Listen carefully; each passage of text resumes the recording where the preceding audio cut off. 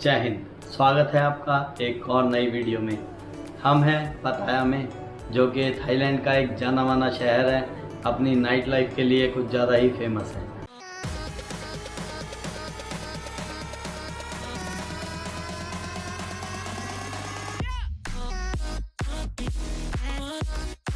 दोस्तों, मैंने बहुत सी वीडियोस देखी, बहुत से आर्टिकल्स देखे कि आप 6000 8000 में थाईलैंड घूम के आ सकते हैं।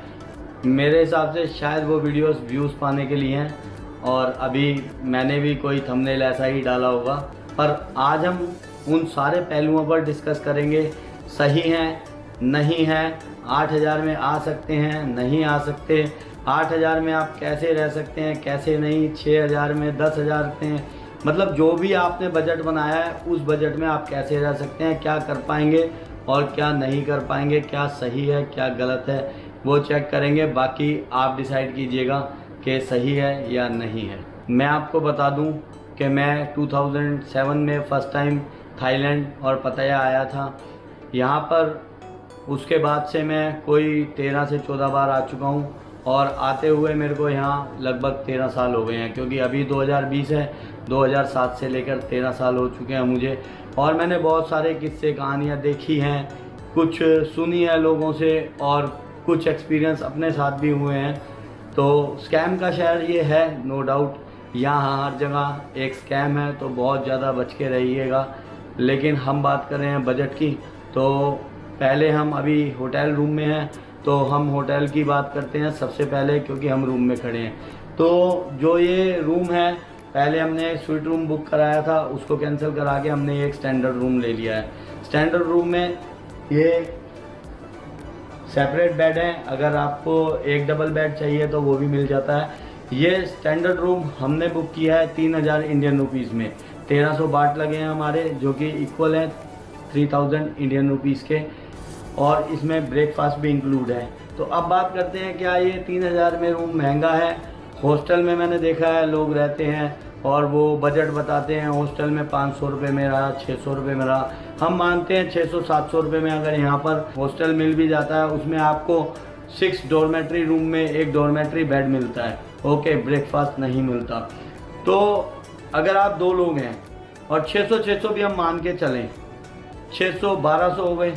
ब्रेकफास्ट अगर इंक्लूड करो तो यार 100 बाट का ब्रेकफास्ट भी कर लो तो 200-250 इंडियन रुपीज़ के आसपास हो जाते हैं वो भी।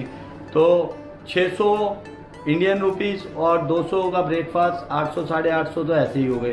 फिर वो जो लोकेशंस हैं वो बहुत दूर मिलती हैं। अगर वहाँ से आपको आना है तो आपको मोटर टैक्सी करनी पड़ती है, या आपको वो टुक टुक लेना पड़ता है, और फिर उसके हिसाब से आपको वापस जाने के लिए भी वो टुक टुक और मोटर बाइक को पे करना पड़ता है। जो कि रात को टुक टुक नहीं चलते, तो मोटर बाइक जो है वो 100 बाट से लेके 150 बाट तक आपको रात को वापसी छोड़ती है। और माइंड में एक टेंशन भी रहती है कि मुझे अपने हॉस्टल में जाना है, जल्दी जाना है, मैं लेट हो रहा हूँ। ये जो होटल है ये बेवॉक रेजिडेंसी होटल है, जो बिल्कुल पताया बीच रोड पे है, और वॉकिंग स्ट्रीट से कोई लगभग 200 मीटर की दूरी पे होगा। तो एक प्राइम लोकेशन पे होटल है। आपको किसी टैक्सी को कुछ नहीं पे करना, कोई आपको टुक टुक करने की ज़रूरत नहीं पड़ेगी, कोई आपको मोटर बाइक की ज़रूरत नहीं पड़ेगी। शाम को आप आराम से बीच रोड पे घूम सकते हैं, आराम से आप वॉकिंग स्ट्रीट जा सकते हैं, और अपना कितना भी टाइम वहाँ पर स्पेंड कर सकते हैं जाकर। आप सुबह 4-5 बजे भी आएंगे तो आपको ये टेंशन नहीं रहेगी कि मेरे को हॉस्टल में जाना है, मेरे को दूर जाना है, या मेरे को कहीं होटल मेरा दूर है। तो प्लीज़ आप जब भी आएँ प्राइम लोकेशन पे यहाँ पर होटल लें, हो सके तो बीच रोड पे लें, वॉकिंग स्ट्रीट से 200-300 मीटर की दूरी पे लें, क्योंकि जब भी आप पताया आएंगे तो आपको वॉकिंग स्ट्रीट आना ही पड़ेगा। और वॉकिंग स्ट्रीट के आसपास ही सारा इंडियन फूड वगैरह, फूड ऑप्शन वगैरह सब कुछ इसी के आसपास है, शॉपिंग भी सब इसी के आसपास है। तो आप बजट को देखेंगे तो हॉस्टल में आपका 600 इंडियन रुपीज़ तो लगे हॉस्टल को, एक सिंगल डॉर्मेट्री के लिए, जो कि अगर 2 आदमी आप रह रहे हैं तो 1200 हो गए। उसके अलावा अगर आप ब्रेकफास्ट इंक्लूड रखते हैं, कहीं भी करते हैं बाहर, तो 100 बाट से कम का ब्रेकफास्ट नहीं होगा, तो 250 इंडियन रुपीज़ वो हो गए, 850 रुपये हो गए। और उसके अलावा जब आप जाएंगे मोटर बाइक करके तो 100 से 150 बाट वो लेगा, यानी 250 से 300 रुपये जाने के देंगे, 250 से 300 रुपये आने के देंगे, तो 600 रुपये वो हो गए। तो बात तो वहीं आ जाएगी, 800 और 600 1400 हो गए, फिर इतनी दूर क्यों रहना है।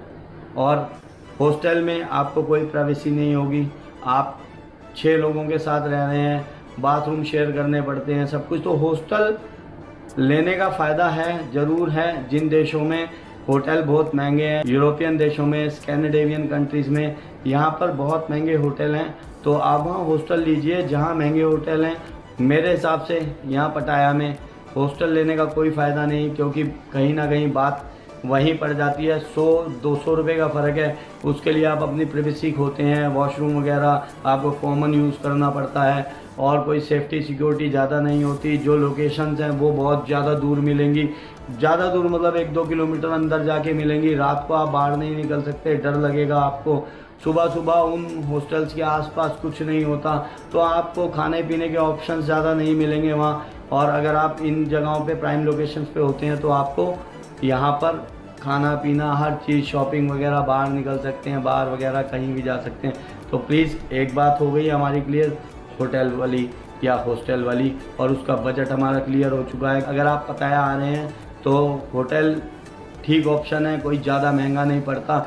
इससे भी सस्ते होटल हैं, 2000 इंडियन रुपीज़ में भी यहाँ पर वॉकिंग स्ट्रीट के आसपास होटल मिल जाते हैं, उससे सस्ते भी मिल जाते हैं। तो आपको जब भी होटल लेना है तो आप वॉकिंग स्ट्रीट के आसपास ही लीजिए, और बजट की उसमें कोई टेंशन नहीं है। 100-200 रुपये का फ़र्क आएगा, लेकिन उस 100-200 रुपये में आपको एक प्राइम लोकेशन मिलेगी, वॉशरूम वगैरह सेपरेट मिलेंगे, आराम से आप रह सकते हैं। तो प्लीज़ आप ज़्यादा छोटा बजट मत रखिए यहाँ आने के लिए पटाया में। वैसे भी कोई थाईलैंड महंगी जगह नहीं है। अब हम और अलग पहलुओं पे बात करेंगे, और पटाया में और क्या है वो भी देखते रहिए। तो यहाँ पर बहुत सारे इंडियन रेस्टोरेंट्स की भरमार है, और ऐसा ही एक रेस्टोरेंट हमारे होटल के पीछे है जिसका नाम है वाह जी वाह। बात करेंगे बजट की, तो मैंने वीडियोस में देखा है कि लोग कहते हैं मैंने एक समोसा खा लिया और समोसा खा के मैं चल दिया। भाई समोसा नहीं खाना, एक पैनकेक नहीं खाना, 50-60 रुपये में वो आ जाएगा।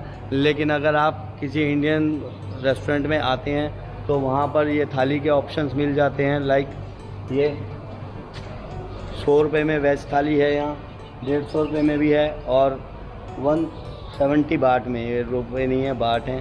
तो अगर 150 बाट भी करेंगे या 100 बाट करते हैं तो लगभग 250 से 300 रुपये में थाली मिल जाती है, जिसमें आप अच्छा सा लंच कर सकते हैं, या डिनर में आपको करना है तो डिनर भी कर सकते हैं। और 300-400 रुपये मान के चलें अगर एक टाइम का खाना, तो 1000 इंडियन रुपीज़ में पूरे दिन आप खा सकते हैं यहाँ पर। तो बहुत ज़्यादा महंगा नहीं है, इसलिए भूखे नहीं रहना भाई। खाओ पियो, आयो घूमने, बजट को उस हिसाब से लेके आओ। अगर इससे भी कम बजट है तो भाई नाव सैंडविच खा के गुजारा मत करना यहाँ पर प्लीज़। और हम पिछले 2-3 दिन से यहाँ पर ही खाना खा रहे हैं वाह जी वाह में। इनकी चाय सबसे ज़्यादा अच्छी है, बिल्कुल ऐसा लगा कि मैं अपने ऑफिस में या अपने घर में चाय पी रहा हूँ। अभी जाते जाते मैंने एक चाय का ऑर्डर दिया है, तो अभी चाय पीते हैं।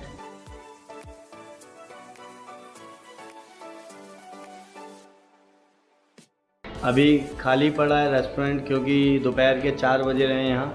ना तो ब्रेकफास्ट का टाइम है, ना लंच का है, ना डिनर का टाइम है। मैं चाय पीने आया हूँ। ये हमारी दीदी हैं बर्मा से, बहुत अच्छी लेडी हैं, 3 दिन से यहाँ पर बहुत सेवा कर रही हैं, बहुत प्यार से बोलती हैं। तो बहुत अच्छा रेस्टोरेंट है, जब भी आप आए तो यहाँ पर खाना पीना खा सकते हैं, और सबसे अच्छी इनकी सर्विस है। पीछे भैया भी हैं, ये भी बहुत अच्छे आदमी हैं, बहुत प्यार से बात करते हैं, कोई प्रॉब्लम नहीं आने दे रहे हैं। और दीदी को मेरे पे शक है, ये मेरे को कह रही है कि थाईलैंड में आप पे बहुत सारी लड़कियाँ यहाँ थाई की मर गई होंगी। पता नहीं मेरा मजाक उड़ा रही थी या सच बोल रही थी। मजाक उड़ा रहे थे मेरा? नहीं, मैंने इन्हें तो दीदी बना लिया भाई। मैंने कहा आप गलत मत समझना। चाय पी ली, बढ़िया चाय थी। नरेंद्र भाई हैं, कभी भी आप आएँ वाह जी वाह पे, आपको डिस्काउंट मिलेगा ट्रैवलिंग मंत्रा के नाम का, और स्पॉन्सर ऐड नहीं है। तो दीदी बाय बाय। शादी पे बुलाएगी ना? दीदी की शादी पे भी आना भाई, बर्मा सबको इन्विटेशन है आपको। चलो दीदी बाय। जो जो चीज़ मिलती जाएगी उन्हीं पहलुओं पे हम बात करते जाएंगे, क्योंकि 1 by 1 जो दिखेगा उस पर ठीक रहेगा। लिस्ट बना के मैं आप लोगों से बात नहीं करना चाहता कि लिस्ट बनाऊँ फिर 1 2 1 2, जो जो दिखता जाएगा उस पर बात करेंगे। जैसे कि अभी ये करेंसी एक्सचेंज दिख रहा है, तो करेंसी एक्सचेंज पर बात करते हैं। पटाया में हर 10 कदम पर 20 कदम पर आपको करेंसी एक्सचेंज की शॉप्स मिल जाएंगी और वेस्टर्न यूनियन की ये मेरे पीछे है शॉप। अगर आप इंडिया से बाट लेके आते हैं और यहाँ से डॉलर से बाट में एक्सचेंज कराते हैं, डॉलर लेके आते हैं, तो कोई ख़ास फ़र्क नहीं है।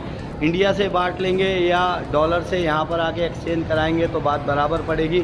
सिर्फ 15 से 20 रुपये यहाँ आपको ज़्यादा मिल जाएंगे इंडियन रुपीज़ में, यानी 6 से 8 थाई बाट। लेकिन अगर आप US डॉलर लाते हैं तो उसका फ़ायदा ये है कि आपको कैरी करने में आसानी होगी। US डॉलर कम होते हैं, थाई बाट लाएंगे तो ज़्यादा नोट्स बन जाएंगे।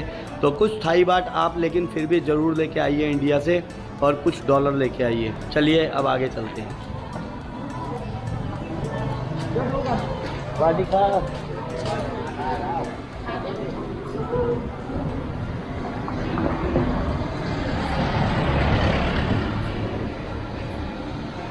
थाईलैंड जो है वो अपनी मसाज के लिए भी बहुत फेमस है। मसाज 2 तरह की होती है यहाँ, हम अच्छी वाली मसाज की बात करेंगे। तो मेरे पीछे एक थाई मसाज सेंटर है जिसका नाम है गोल्ड फिंगर मसाज सेंटर, जो बेवॉक होटल के बिल्कुल बाहर है। जब भी आप थाईलैंड में आएँ, पटाया में आएँ और किसी मसाज सेंटर में जाएँ तो प्लीज़ चेक कर लीजिए वो बड़ा हो, वो अच्छा हो, मसाज सेंटर साफ़ सुथरा हो, और जहाँ पर आपको जो बाहर बैठी हुई उनकी मसाज गर्ल या बॉय हैं वो आवाज़ ना मारें, क्योंकि अच्छे जो मसाज सेंटर हैं वो कभी आपको आवाज़ मार के नहीं बुलाएंगे। दूसरी बात, अच्छे मसाज सेंटर में और जो थोड़े लोग रेट के होंगे उनमें सिर्फ 20 से 30 थाई बाट का फ़र्क है, जो कि बहुत ज़्यादा नहीं है। लेकिन जो दूसरे जो लो कैटेगरी के थोड़े मसाज सेंटर हैं जो थोड़े सस्ते आपको लगेंगे, उसमें जो है वहाँ पर मसाज अच्छे से नहीं करी जाती। बस जब आप जाएंगे तो आपको सेड्यूस करने की कोशिश की जाएगी और लड़कियाँ छेड़खानी आपको उत्तेजित करेंगी कि आप उनके साथ गलत काम कीजिए और पैसे दे दीजिए। तो मसाज का मज़ा वहाँ नहीं आएगा। जब भी आप आएँ अच्छे किसी मसाज सेंटर में मसाज कराएं। थाई मसाज बहुत अच्छी होती है, थाई मसाज का कोई जवाब नहीं है। मैं भी जब आता हूँ तो 1-2 घंटे थाई मसाज कराता हूँ आराम से। और दोस्तों हमारे बिल्कुल सामने है पटाया बीच। चलिए चलते हैं, थोड़ा बीच की बातें करते हैं। पटाया की करें तो यहाँ बेस्ट टाइम जो है आने का वो 15 जनवरी के बाद है। दिसंबर में मौसम अच्छा होता है, लेकिन दिसंबर में जो है वो यूरोप में, यूके में क्रिसमस के हॉलीडेज़ हो जाते हैं, तो उन दिनों लोग बहुत ज़्यादा जो हैं यूरोपियंस यहाँ आ जाते हैं और रेट की ऐसी तैसी कर देते हैं। हम इंडियंस को वो रेट सूट नहीं करता। तो जब भी आएँ 15 जनवरी के बाद आएँ, मौसम ठीक रहता है यहाँ पर, उसके बाद काफ़ी अच्छा रहता है। और ये गोरे लोग भी जा चुके होते हैं यहाँ से 10 जनवरी के बाद तक, 15 जनवरी के बाद तक।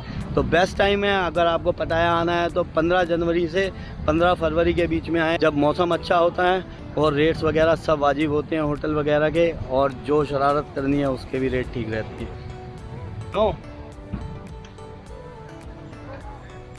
No thank you. और भाई यहाँ पर एक बहुत बड़ा स्कैम है जो है जेट स्की स्कैम। मैं जब भी कोई मेरे से पूछता है पटाया आने के लिए, थाईलैंड आने के लिए, तो मैं उसे हमेशा सलाह देता हूँ कि 2-3 काम नहीं करने हैं यहाँ आकर। एक जो सबसे ज़्यादा काम है जेट स्की, हमारे इंडियन दोस्तों को बहुत मज़ा आता है, वो यहाँ पर आके अक्षय कुमार साहब बनने की कोशिश करते हैं। तो भाई यहाँ पर जेट स्की नहीं चलानी, ये बहुत बड़ा स्कैम है। आपको ये क्या करेंगे, जेट स्की किसी भी रेट पर दे देंगे, यानी 100 बाट में भी अगर आप कहेंगे तो ये आपको दे देंगे 100 बाट में, आप चलाओ। और अगर कहीं आपसे कोई एक्सीडेंट हो गया उस जेट स्की का तो आप बहुत परेशानी में पड़ जाएंगे। इवन आपसे कहीं टच भी हो गई तो ये जो है आपसे 6 लाख 8 लाख इंडियन रुपीज़ के आसपास मांगेंगे, यानी 3 लाख बाट के आसपास ये स्टार्ट करेंगे मांगना उस छोटी सी टक्कर के लिए। और कई बार तो ऐसा होता है कि टक्कर नहीं भी लगी तो इनकी जेट स्की पर कुछ ऐसा पेंट लगा होता है कि पहले आपको दिखा देंगे कि भाई देखो साफ़ सुथरी है ये, कोई इसमें स्क्रैच नहीं है, कुछ नहीं है। लेकिन जब आप उसे पानी में लेके जाएंगे और थोड़ी देर बाद आएंगे तो वो जो पेंट है वो हट चुका होता है और नीचे से स्क्रैच दिखते हैं। उसके बाद ये आपको पकड़ लेते हैं कि भाई स्क्रैच मार दिया आपने, ये तो पहले नहीं था, देखो फ़ोटोज़ देखो, फलाना ढिमका, बहसबाजी करेंगे और इतने अग्रेसिव हो जाते हैं कि लड़ने पर भी उतर जाएंगे। और एक और बात, उस वक्त हो सकता है कोई इंडियन भी आपके पास आए जो अच्छी हिंदी बोलता हो, अपने आप को इंडिया से बताएगा और आपको डराने की कोशिश करेगा कि ये आपको मार देंगे, ये माफिया हैं, इनको जो ये मांग रहे हैं वो दे दो, और आप कुछ ना कुछ दे के ही छूटेंगे। सारा दिन आपका यहाँ पर ख़राब हो जाएगा, मूड स्पॉइल हो जाएगा बुरी तरह से। पुलिस स्टेशन भी जाना पड़ सकता है और पुलिस भी सब इनके साथ मिली हुई है, पुलिस कोई आपकी मदद नहीं करेगी। पुलिस को भी ये खुद ही बुला लेते हैं यहाँ पर, इनके पास सब नंबर्स हैं। जो यहाँ का लोकल पुलिस वाला होगा वो आ जाएगा, आपको थाने ले जाएगा, आपके ऊपर प्रेशर बनाएगा। तो इंडियन एम्बेसी में भी अगर आप कॉल करेंगे तो वो भी आपसे ही सवाल जवाब करने लग जाएंगे, आपने क्यों चलाई जेट्स की, आप क्या करने आए थे, क्यों आए थे। वो आपकी मदद की जगह खुद पूछने लग जाएंगे। सैटरडे संडे होगा तो कहेंगे आज एम्बेसी बंद है। तो भाई सारी वसूलियों को छोड़कर ध्यान रखें कि ये जेट्स की चलाएं ही ना, नहीं तो थाने कचहरी होगी और कम से कम आप 5 से 10 हज़ार बाट दे के छूटेंगे अगर आपकी अच्छी किस्मत है। फिर भी आप फंस जाएं तो 5,000 बाट भैया बना के रखेंगे, इनको देने ही देने हैं। तो ये पटाया बीच है और हम बैठे हैं एक डेक चेयर पे। आप जब भी आ रहे हैं पटाया में या कहीं भी वर्ल्ड में आप बीच पे जाते हैं तो भाई ये डेक चेयर कहीं भी फ्री नहीं होती, और यहाँ पर ये 50 बाट लेते हैं, आपको ये डेक चेयर दे देते हैं। आराम से बैठिए, फ्री को मत सोचिए, क्योंकि ये एक बिज़नेस हब है, यहाँ सब लोग बिज़नेस करते हैं, फ्री में कोई कुछ नहीं देगा।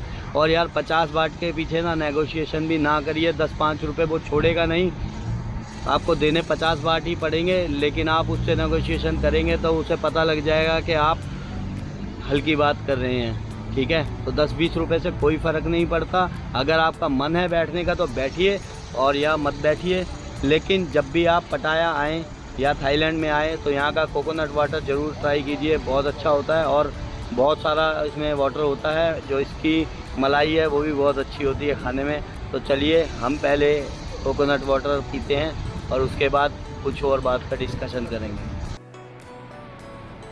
चीयर्स।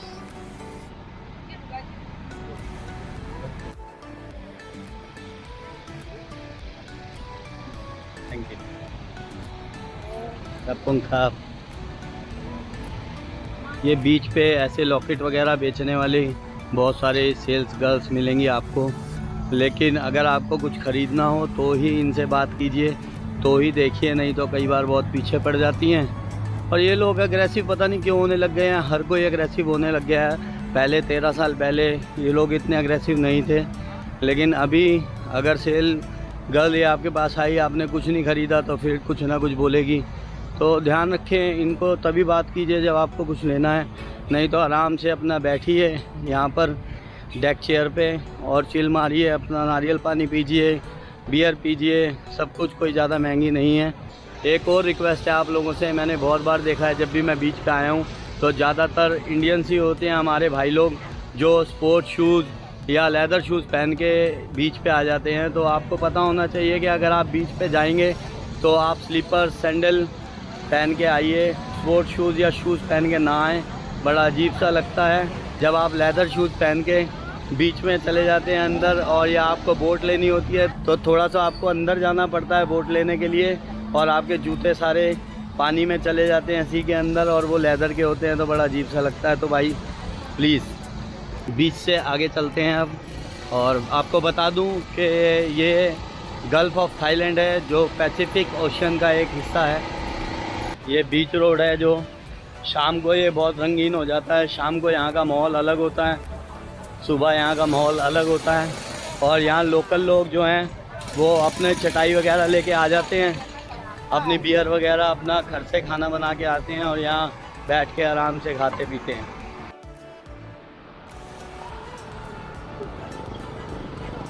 तो क्या हाल है? हाँ जी, तैयारी है फिर ऑस्ट्रेलिया दी?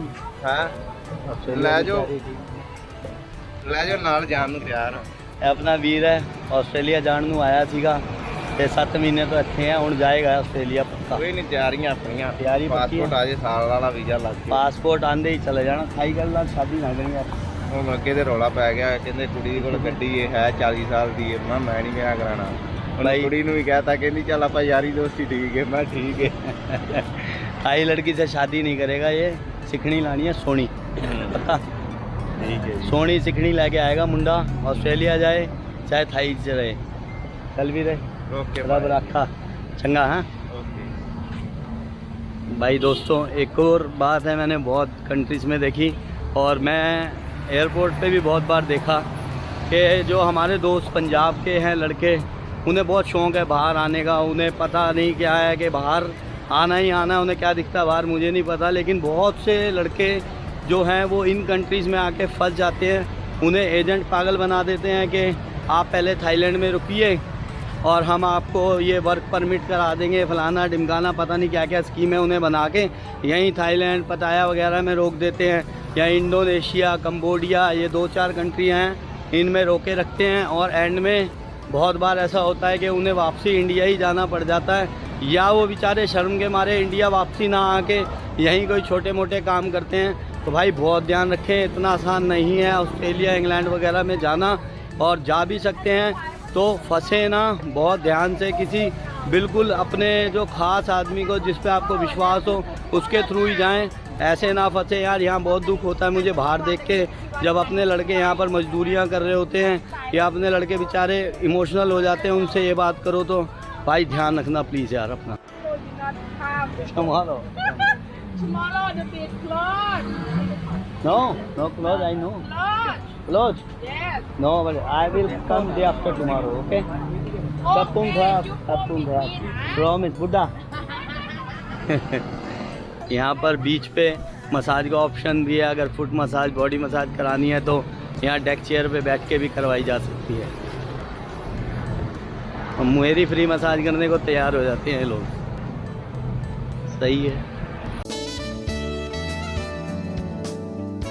लेकिन उसमें बहुत ध्यान रखिएगा, अगर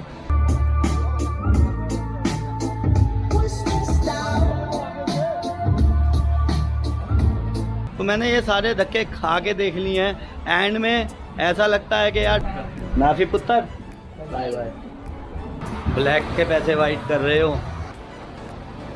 जय हिंद, बोले सो निहाल। आपको वीडियो पसंद आया हो तो प्लीज़ चैनल को सब्सक्राइब कर दें और वीडियो को लाइक एंड शेयर कर दें। Thank you.